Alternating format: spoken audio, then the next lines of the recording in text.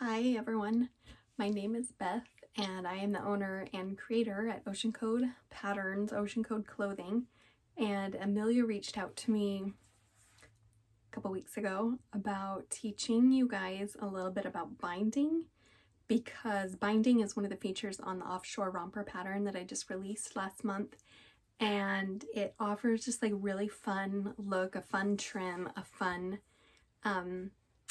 feature of the pattern. So I'm going to help you because I understand you're making that pattern this month, and I'm going to help you to not be so intimidated by binding. I don't want you to be intimidated by binding. As I was thinking about how to teach a little bit about binding, I was reminded about when I was like 12 or 13 and I learned how to crochet. Once I learned how to do the basic chain stitch, everything after that was so much easier, because it was basically just like making one more loop or one more, something added onto the chain stitch. So I feel like that's the exact same with binding. If you can sew a straight line, you can sew a binding, because once you know how to sew a straight line, it's just a little bit more. It's just a little bit more, and it's actually really easy. There's tons of information out there on the internet and resources that you can find. But hopefully I will say or show you something today that will make it not intimidating, and so that you will love binding. So you don't need a cover stitch machine to do binding. I actually do it a lot of times just on my sewing machine, and I like the look of it. I like the cover stitch machine is a little bit more fussy sometimes to get all the settings and the tensions and everything, and sometimes I just don't. I'm too lazy to deal with that. And so my sewing machine is just more reliable, and I can just be really accurate with almost everything on my sewing machine. So don't worry if you don't have a cover stitch machine. You don't need one to do binding. You can still get really nice binding. You can still get it to look really nice. So the first thing I'm going to do is show you how I cut binding, and so we'll start with that. Okay, so one of the first things to get a nice looking binding in the end is to start out with nice straight pieces of binding in the beginning. So I'm going to show you two ways of cutting binding. Don't worry if you don't have the cutting mat and a rotary cutter and a ruler guide. You can do it without those, and I'll show you in just a minute, but I'm going to show you with these first. I like to use cotton lycra binding. It's just nice and sturdy. It's not too heavy. It looks nice. It's solid.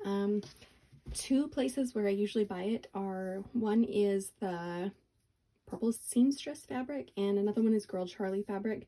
I'm sure you can find them all over the place, but those are two reliable places where you can get tons of solid colored cotton lycra, especially white. So this is probably a yardish of white cotton lycra. This is a natural fold in the yardage that as it came. And then the ends of the knit, as you know, kind of likes to curl, and so I'm just going to get rid of that. It doesn't have to be straight, but I just like to get rid of that so that my rotary cutter doesn't like to roll over it, so I just want to get rid of it in the beginning. And like I said, it doesn't matter if this isn't straight. I'm just eliminating that bulk. Oops, sorry about that. Okay, so I want to keep this natural fold as straight as possible, and I'm going to double this again. So I'm actually going to have 4 layers of this cotton lycra, and what I want to do is I want to evenly match the grid. I want to match the folds of the fabric to the grid that I'm working with below, and these parallel lines are what I'm looking for right now. This edge, don't worry about so much, but I want to make sure these edges are parallel to the grid lines. You want the fabric to be nice and smooth underneath. I want it to be parallel to the grid lines underneath. And then I'm going to give myself a nice clean edge to work with on this side. So I'm going to use my ruler guide, and these lines are going to match up with these lines on the grid. And so the measuring part doesn't matter right now. I'm just giving myself a nice clean edge. You use this. Let me see if it's all in the frame. There we go. Just to cut a nice clean edge. Okay, and then once you have, sorry, I should have replaced my blade. because a nice sharp blade is always nice. In fact, I'm going to do that real quick. Okay, I replaced my blade and I have a nice clean edge. So what I'm going to do is measure from this edge toward my fabric, and the Offshore Romper, the binding is an 1.25 inches. So I'm going to measure 1.25 inches evenly from that straight edge and line up my grid on top with the grid on bottom, and nice cut. We'll do that a couple of times.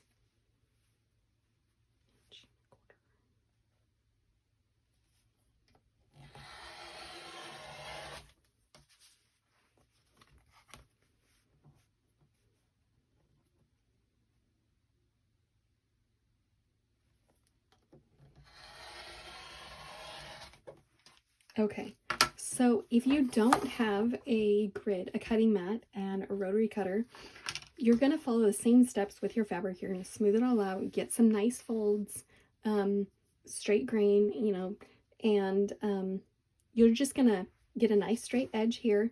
And then what you'll do is you'll measure from the edge the same way. Just measure 1.25 inches, maybe make a mark. 1.25 inches, make a mark. 1.25 inches, make a mark, and then connect those lines and cut that. So don't worry if you don't have a cutting mat and a rotary cutter. You can still get nice clean strips of binding. Okay, so this is what we're going to work with, and we'll go to the sewing machine. Okay, so now we're going to stitch the binding to the romper. I have the Offshore Romper cut out. I have the front and back pieces, wrong sides together, and I have the gusset sewn in the middle. And I've marked with pins the place on the pattern where it says to start binding on this side and where you're going to end it on the other side. So what we're going to do, I'm just going to give myself one layer here to work with, open it up. What we're going to do is we're going to start at the pin where I marked, and with our right side up, I'm going to take the right side of one end of the strip of binding. I'm going to give myself a nice straight edge, and we're going to place right sides together, and I'm going to start this top edge right where I placed the pin, and then I'm going to pin it in place again. And then I'm going to work with this binding all the way along the curve, through the crotch, and up the side seam, and I'll show you how I do that. So this is where I am referring back to the crochet, where once you know how to sew a straight line, seriously, a binding is just like sewing a straight line. So we're going to start sewing 1/4 inch, which is typically the edge of the presser foot. Since I'm sewing with knits, I'm going to lengthen my stitch length to about 3.5. And when you're sewing binding, you don't want to pull the garment, and you don't want to pull the binding. You want to feed them through the machine evenly together, because if you pull on the garment, you're going to create more kind of like a fan effect. And if you pull the binding too much, then you're going to have more of a pucker effect. And actually, maybe I should show you that so you can see. I'll actually start just sewing regular, and then I'll show you the difference between the two and why you want to avoid those. Okay, so I'm just lining up the raw edges. And I like to keep my needle pointed down so that when I pivot around the corners, the needle stays down. I'm just going to pivot slightly around that curve.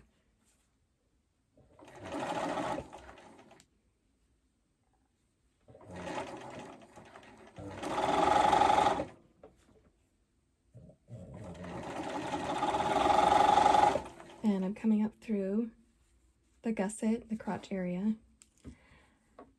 I actually do like to put a tiny bit of tension on the binding as I pull it through this crotch area, because I want it to be kind of fitted, but not too fitted. I don't want to pucker it or make it tight. I just want to put a little bit of tension on the binding as I thread it through the gusset right in the crotch. I mean, literally, just like a tiny bit. You can see I'm maybe stretching the binding maybe like 10%. if that. Okay, and then I'm going to come around the second curve, and after that I'll show you why we don't want to pull or put pressure on one or the other.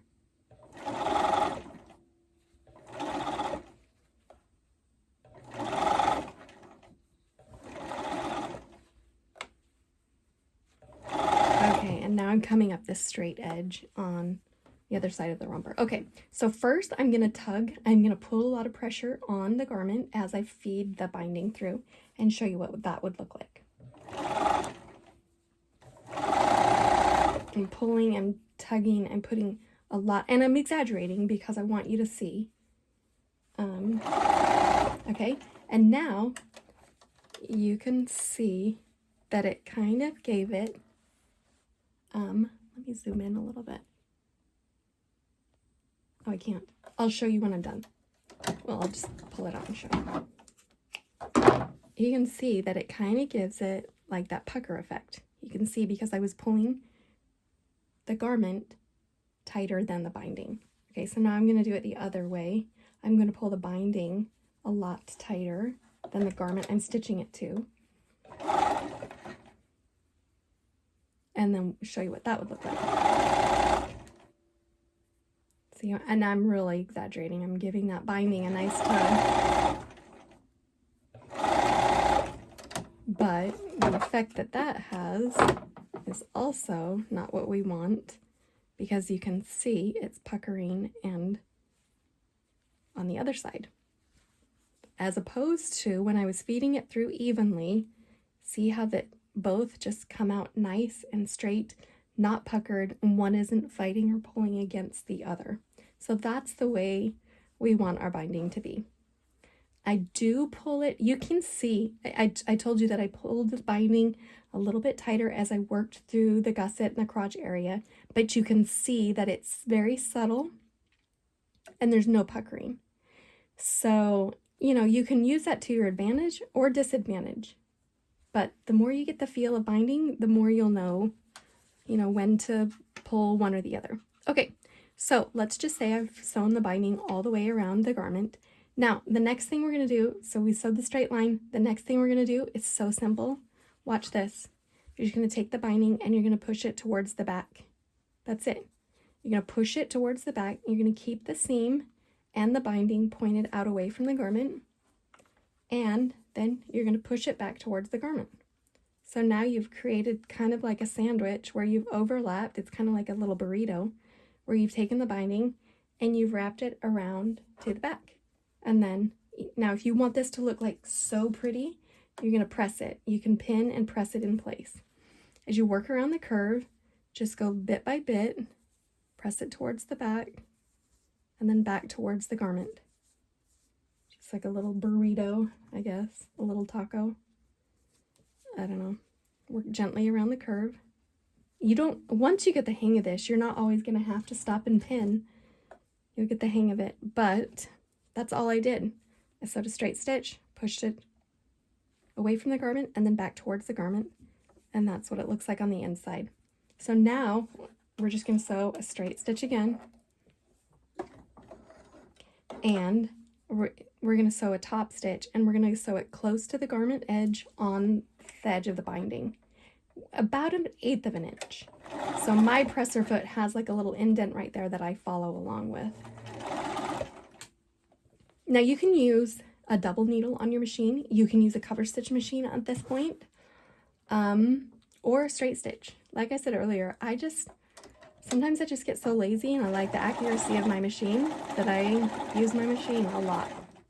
So again, we're just top stitching the edge of the binding close to the garment edge. And see, I'm not gonna pin as I go. I'm just gonna fold it out. Remember, our seam allowance is pushed out away from the garment. It's gonna become part of the taco.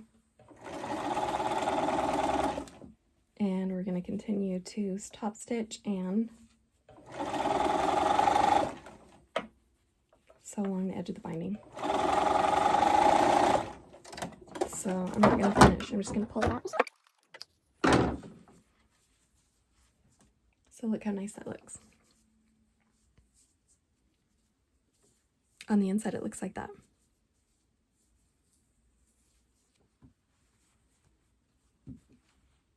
One thing I want to point out about sewing the binding is that we want to top stitch close to the edge between the garment and the binding, but we want to make sure that underneath we're catching the binding in our stitching. So we want to wrap it so that it covers the previous stitch and then some. So it's going to be, it's not going to be too tight or too snug, but we do want to wrap it, somewhat tight so that the stitching catches. See right here, I got a little too close and it's not quite catching underneath. Really too close. But here it's perfect. It catches really nice. The stitch catches the binding underneath. So you want to fold it tight enough around to the back that your top stitch is going to catch the binding there. I hope that makes sense. I should have used a different color thread to show that, but maybe I will. Okay, I switched to some red thread to show you what I was telling you about. You want to stitch close to the garment edge on the binding, not too close to the outside edge, but enough that you catch the binding underneath. Does that make sense? A little bit easier to see with red thread. I'll just finish this out.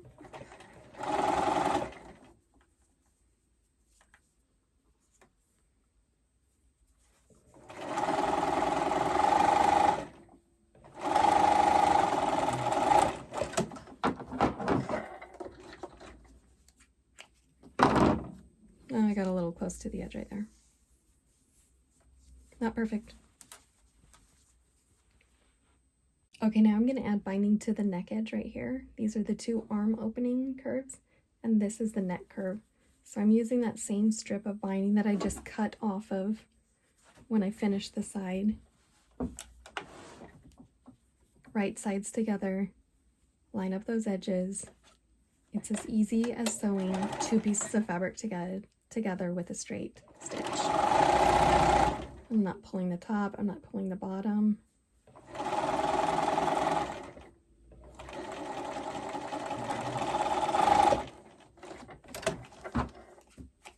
And then I'm going to just clip that right there. So this is our top neck edge, and we're going to push that binding up and over and toward the back of our garment, enclosing that seam. Going to pin it in place. And I'm going to top stitch close to the garment edge on the binding, about 1/8 of an inch away from that inside fold.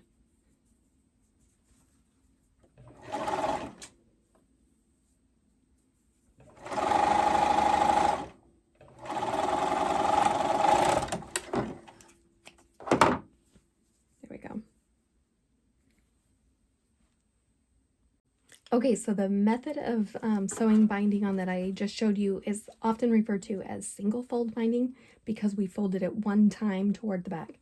But for the straps, we actually use double fold method because we're going to fold it 2 times.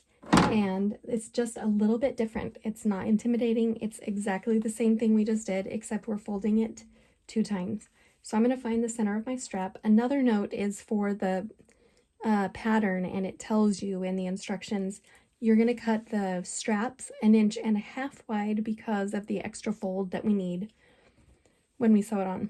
So I found the center of my strap, and I've got my romper right here. Here's the arm opening. I'm looking at it from the side. Here's the front neck and the back neck. I'm going to take the front side of my binding, the front side of the fabric, and I'm going to put it to the back side of the romper. And I'm going to match the side seam with the center of my strap and pin that into place. I'm going to follow the binding out toward the front neck and the back neck. Now you don't want to stretch one or the other too much, but I'll give you a little secret on the Offshore romper. Because this is an arm opening and I don't want it to flare out, I want it to kind of curve and shape more towards the body. So I'm going to gently stretch the binding just a hair.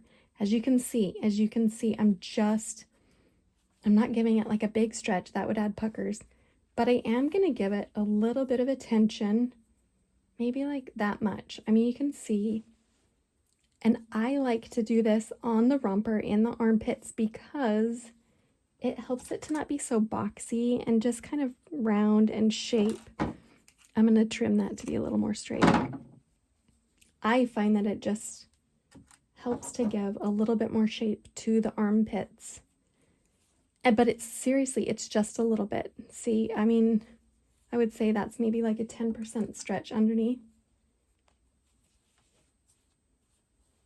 Maybe it's a little bit more. I'm going to ease it up a little bit. So there are some times where stretching one or the other is going to come in to your advantage. But generally speaking, when we're just sewing the binding to the garment, you'd want to keep them both separate. But here again, I'm going from the side and I'm going out towards the back neck. I'm going to stretch this binding just a little bit. Remember, we have the front side of the binding facing the back side of the romper.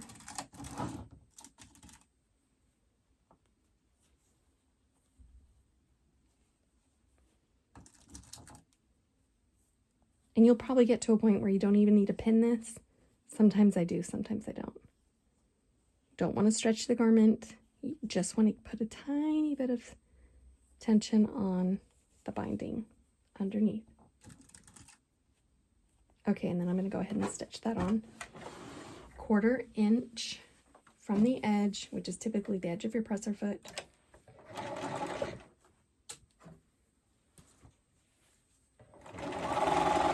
At this point, you do want to stretch and ease a little bit. Stretch the top to match this tension on the bottom, just gently. You can see it's not puckering, it's laying nice and flat.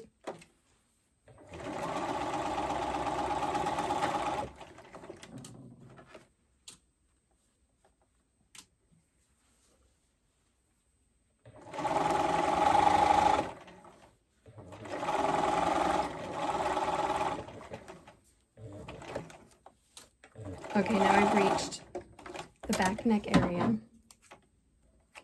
So now I have the strap sewn on to the inside of the romper, and now we're going to do our double fold. So we're going to pull it out towards the garment. We're going to keep the seam allowance pressed out towards the garment just like we did with the sides, and then we're going to fold this top down halfway to meet the middle. That's our first fold, and then we're going to fold it down again all the way in front of the binding that the seam that we stitched right here. And so we're just going to cover up we're just going to barely cover up the stitch where we stitched the binding onto the romper, and I'll show you that again. We're going to stretch the binding out toward the garment, or away from the garment. The seam allowance is away from the garment. We're going to fold it one time back towards center, and then one more time back onto the garment, and we're just going to barely cover up that stitch where we stitched the binding to the garment. Okay, now we're right here at the neck edge. Let me trim.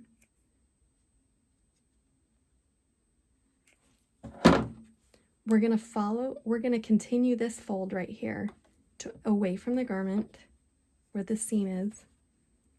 And now you see we have a fold on both sides of the binding as both edges turn towards the middle, and then fold this top edge down to where it just covers that stitch.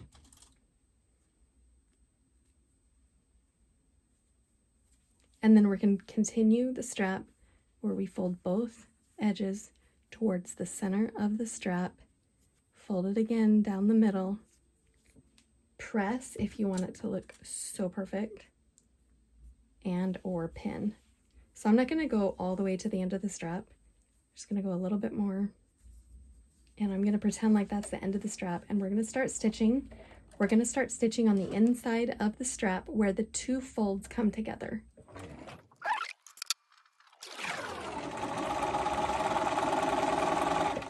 I'm stitching close to about 1/8 of an inch away from this double fold of the strap.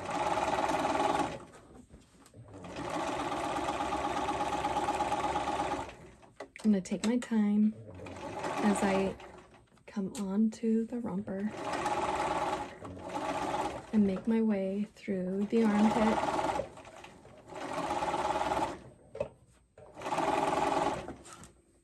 through the curve, and I'm not going to go all the way through just for time's sake. But now we have that front edge neck and the first part of our arm opening. So as you can see, binding is simple. It seriously is. It's just sewing a straight stitch, 2 pieces of fabric together, and then a fancy fold, and it looks great. It adds a really nice touch, especially to the offshore romper.